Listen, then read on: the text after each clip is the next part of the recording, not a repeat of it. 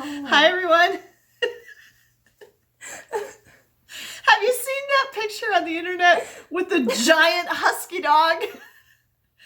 And it's like, and the lady and the other dog up on the mountain, and it's like, what the heck? That dog is huge.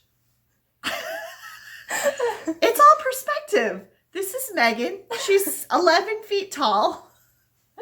And me and Ben. Welcome to our video. Yeah, there we go. Okay. Hi, everyone. I'm Thanks. still really tall. It's okay. That's because you actually are really tall. Hello, everyone. Thanks for joining us for today's video. Thank you so much to everyone who has subscribed to my channel recently. My channel is finally getting some really good growth, and I'm really excited about that. And I appreciate each and every one of you for subscribing. If you are new to this channel or you have not yet subscribed, I invite you to please do subscribe to our channel. My ultimate goal, obviously, is to get at least 1,000 subscribers. But right now, my immediate goal is to get to 500 subscribers as soon as possible. I'm getting very close. And as soon as I get to 500 subscribers, I'm going to be doing another live stream. And I'm going to be doing a Q&A where half of the live stream is where you guys ask me questions. And the other half of the live stream is where I ask you questions. So that's going to be fun and exciting. So let's get me to 500 subscribers so that we can do that live stream. Thank you so much for subscribing, and thank you for watching this video today, and be sure to give us a like down below if you enjoy it. The pandemic started 7 months ago. It was actually 7 months ago tomorrow, the day that we're filming this, that the World Health Organization declared this a pandemic. And about 6 months ago, we filmed our first of this series of videos where we talked about what we were looking forward to doing after the pandemic was over or after we were able to safely do things again. I'm sure that everyone would agree, although we predicted it right off the bat, that the pandemic for most of you has lasted longer than you are happy with, and it's probably going to continue to last a lot longer than you're going to be comfortable with. So we're revisiting our list again. We did a 3-month update as well, and I will link those videos up above. At the time that we filmed the original video, we were under the Safer at Home order, was what it was called in our state of Wisconsin. And then by this 3-month one, which we filmed in July, that order was over and we did an update then. And now it's been 6 months and things are actually much, much worse in Wisconsin and in the nation as a whole, but especially in Wisconsin. At the time we're filming this, I believe Wisconsin is currently the worst state in the nation for the pandemic, or it's at least in the top 5. It's really bad here. Our county, particularly that we live in, is very, very bad right now. They're saying it's severe, that you should only be getting together inside with members of your own household, and that you should not be with more than 10 people outdoors. So that's how bad it is. We do personally know some people right now that are very sick with the virus, at least one who's in a coma in the hospital. So we are taking it very, very seriously. We really pretty much stay to our house. If you go back and watch our series of A Week in the Life videos that I'll link up above, you can kind of see how much we really do stick to home. The kids are doing school from home. We really don't go out and we don't go around other people at all. So just kind of keep that in mind, that that's what the situation is right now. Things are also getting bad again in Europe. So it's not going great. I kind of predicted this. And look back at this video. If you look historically at the pandemic, the Spanish flu pandemic of 1918 to 1920, it started about the same time as this one. And October, so this month, October, of that one in 1918 was actually the worst month of the pandemic and had the most deaths. So we kind of could have predicted, looking at history, that this might happen. Okay, so we're going to go through our list of 10 things that we want to do when the pandemic is over and see how things have changed or not changed. Number 1 is go to the movies. Okay, I'm really suffering with this one. Yeah. I did not realize how much my life was defined and dominated by going to the movies. Like, I don't even know what date it is anymore, because I really did look forward to going to movies as like an event and a family activity. And we knew when certain movies were going to be coming out, and we'd be like, oh, this is when such and such movie comes out. And we like really looked forward to that. And basically, we saw 2 movies this year. We saw Call of the Wild, and we saw Onward. And Ben went to Sonic with Andrew right before his birthday, which was in early March, and that's it. And I'm sure we won't see any other movies this year in 2020 in the theater. Disney Plus, if you don't know, has now released Soul, which was supposed to come out this past summer, is going to come out for the normal cost of subscription on Disney Plus on Christmas Day. So that one's going, just like Mulan, that one's going straight to Disney Plus. I have mixed feelings about that. I really prefer to see movies in the movie theater. I'm glad that they're delaying big ones like Black Widow, the new James Bond, stuff like that, because those are really designed to be seen in the movie theater. I would rather they push them off. I would rather they hold them off and then we just get to go to a whole bunch of movies. Yay! My concern is for the survival of the movie theaters. And I read an article recently that a bunch of movie theaters opened when they released Tenet, the Christopher Nolan film, which we're going to have to watch later somehow because we're not going to it in the movie theater. And it bombed. Nobody's going to the movies. And like our movie theaters around here are open, but they've got like Tenet and a couple other weird new releases that I've never even heard of. And then they're showing like Halloween movies from the past right now. From like 1990. Yeah, right, exactly. So I read in that article that it's actually doing more harm for the movie theaters to be open, that they opened for Tenet, and now Hollywood isn't releasing anything else, that it would be better for them just to stay closed financially. Because by staying closed, at least they don't have to pay their people. You know, I mean, obviously that's unfortunate because then that puts people out of work, but it's actually costing them money to stay open. So I am getting very concerned about the survival of the movie theaters. I love going to the movies. I absolutely love it. I much prefer watching movies in the movie theater over watching movies at home. So I really hope movie theaters don't die because that would be a major bummer. So that's where we're at with movies. Second thing was seeing Anastasia and Frozen. Anastasia has now been rescheduled twice. This is a Broadway touring show that we had tickets to.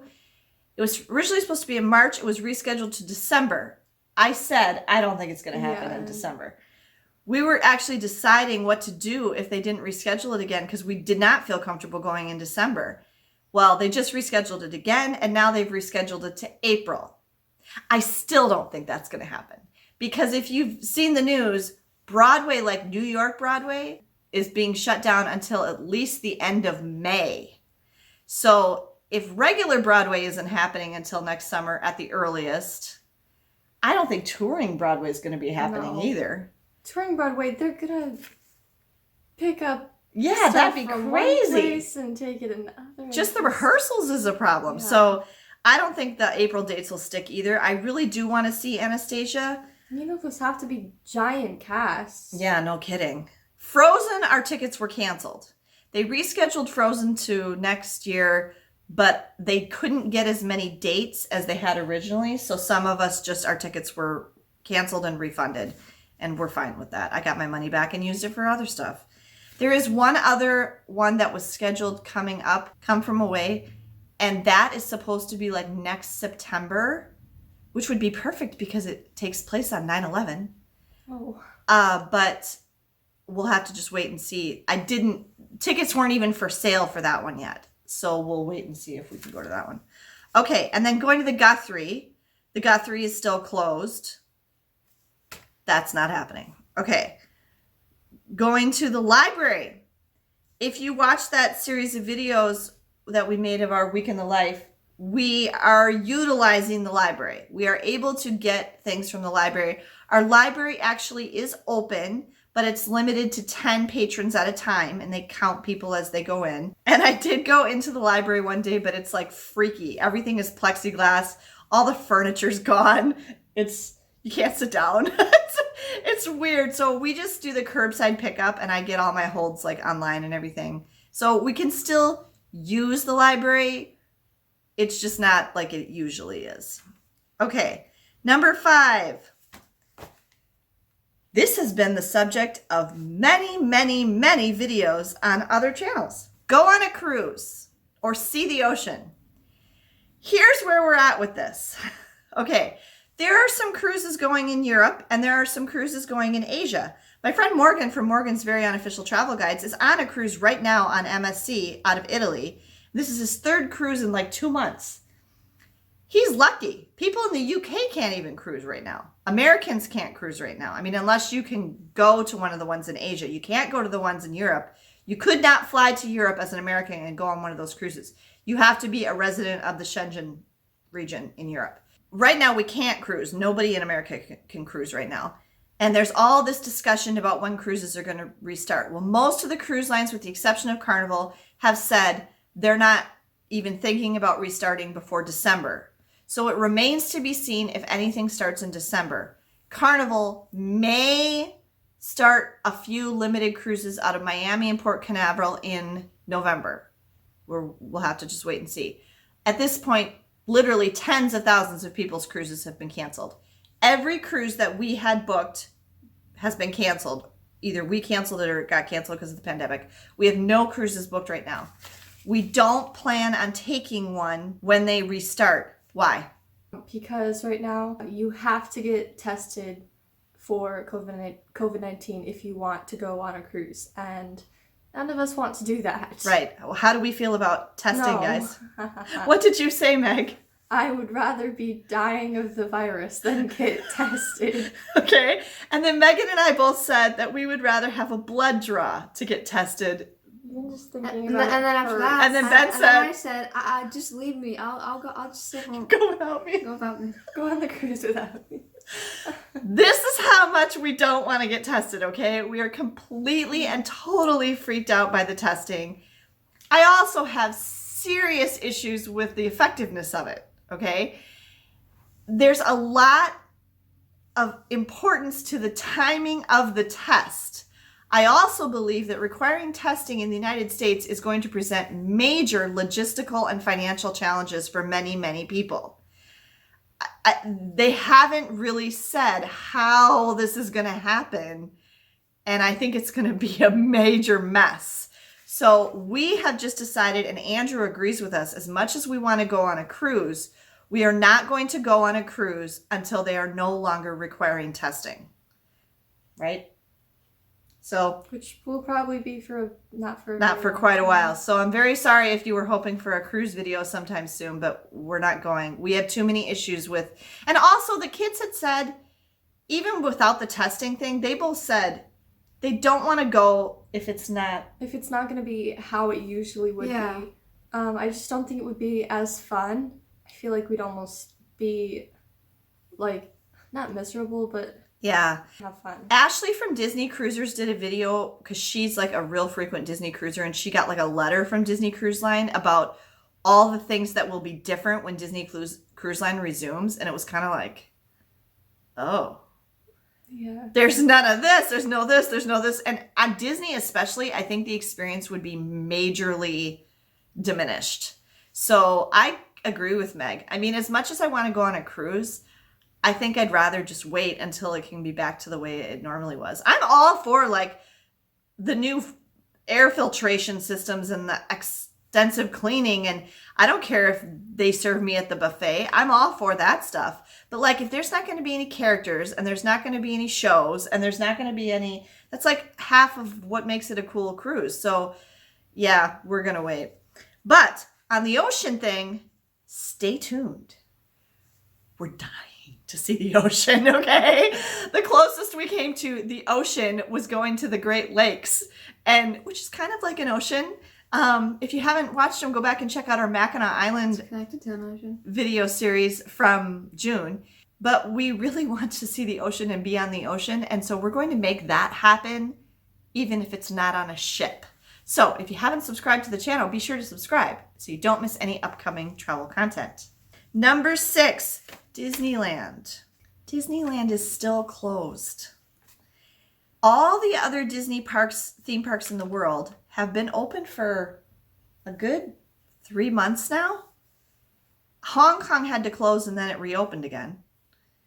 But Disney World in Florida has been open for some time. And even though the cases are really bad in Florida, they have not traced an infection back to Disney World. But the governor of California is being extremely strict with their precautions in California and will not allow theme parks to open.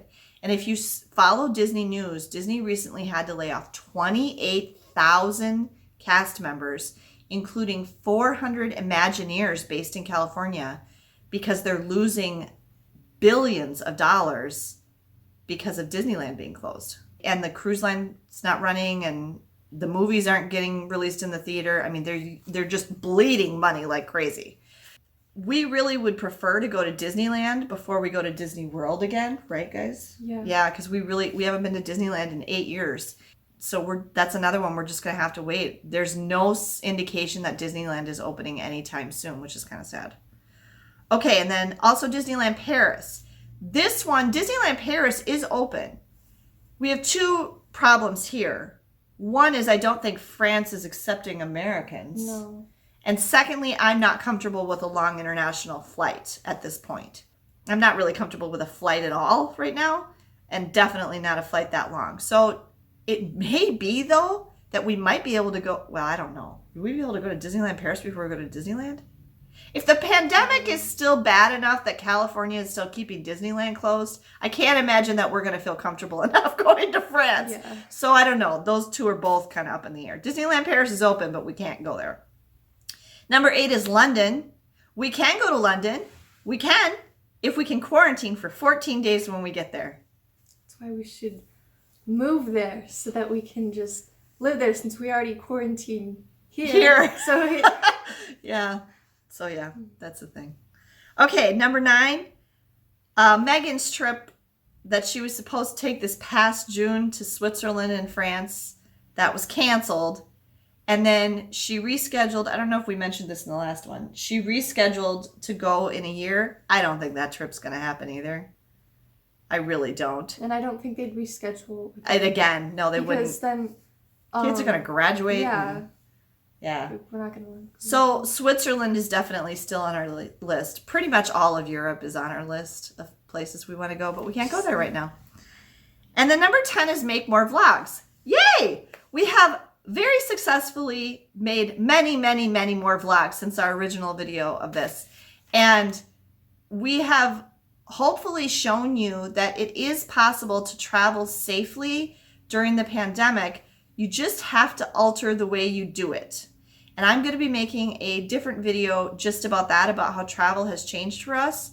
It definitely has changed, and we're not able to do the things that we really want to do, but we're still able to have some really fun, great experiences and see a lot of cool stuff. So you just have to avoid people. Okay, and then the last thing was what we don't want to do is school. And when we made our last update video, it was July, so the kids weren't in school. What are you guys doing for school? Okay, so we are both doing the virtual option for our schools. Our school is in sessions. Our schools in our town are having regular 5-day-a-week in-person schooling. They're not doing hybrid or anything. It's just regular school. But they gave all the students the option to do virtual school. And that was specifically designed for people who have a vulnerable person in their household who is more likely to be hospitalized or die if they contract the virus. That would be, I have a heart condition, and I took a risk assessment for it. I have a 70% chance of being hospitalized or dying if I contract the virus. Also, the boys, both Andrew and Ben, have severe allergies and asthma. They also would be higher risk. Megan took the assessment, and she's actually very low risk. I got right. a 10% chance of being hospitalized. But because she lives in the house with me, I can't go do things because there would be a risk of me bringing it back here and having my mom contract it, and, right. and Ben, of course. Right. And I would never risk that. Megan, your thinking with school is you don't think you're going to go back to school at all. No, like even I've wanted to do homeschooling and online schooling for quite a while because there are just a lot of reasons I don't like the normal school setting, and I've wanted to get out of that for a while. And I'm not saying it did. The pandemic isn't a good thing, not at all, but it did provide me with an opportunity to get out of school when we probably wouldn't have been able to do that otherwise. Right. And even if the pandemic does clear by the time before I graduate, I don't want to go back to school just because I don't think it's the healthiest environment for me. And I think I learn much better here at home and with the virtual option where I can work at my own pace, and it's just a lot easier on me. So how are you doing with virtual school? I am doing pretty good. The due date for my 4 current classes, I'm only taking 4 at a time, is November 4th. I have to finish them all by November 4th. And it is October 10th. Today, yeah. And my 3 classes, English, American Government, and Algebra 2, are pretty much just on pace, but I'm far ahead in physics, and I have a very solid grade in there. And I should be finished next week, like by Friday, if I keep going at this pace. So it's cool. There's definitely some advantages, and Megan's doing really well with virtual school. Ben, how do you feel about virtual school? I don't like it. Okay, tell us why you don't like it. You were telling me last night that you really miss having a real teacher. Mm-hmm. Because online is just, it's not, Same. it's not, no, it doesn't work like that. And you miss something. My friends. Yeah, you miss your friends. I mean, I can, obviously after the pandemic, I'll, eventually be able to meet them again. But, now it's just, I miss them, but it's fine. Are you glad, though, that you're home doing virtual school now as opposed to being school and having to wear a mask all day? Yeah. So you if you could choose, you'd still choose this? Okay. So, I mean, school, from what we understand, school is very different right now than normal.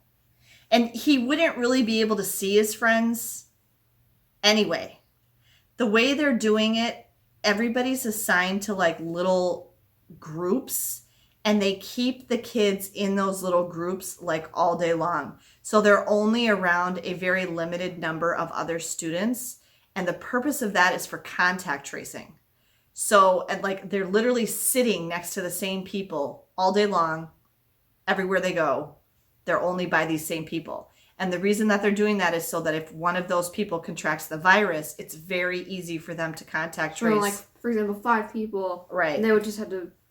Then they know only those people were in close contact with that student. And I know at the elementary school, they don't get to move around. They don't get to go to music and gym and art. Those teachers are coming into the classroom, so they're literally staying in one room all day long.